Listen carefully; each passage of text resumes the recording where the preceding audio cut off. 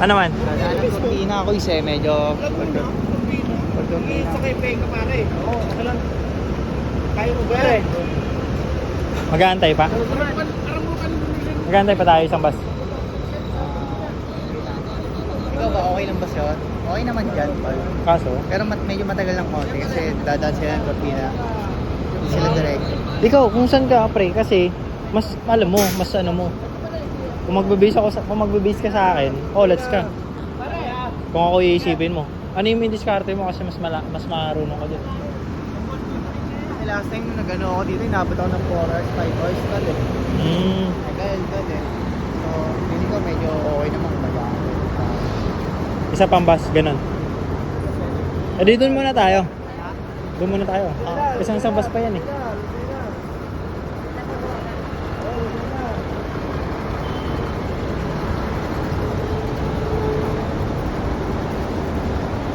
Para makaili din ako. Makaili pa ako. Bakit ba pag isang ano doon wala nang tawag doon? Wala nang babaan yun. Wala nang bus stop.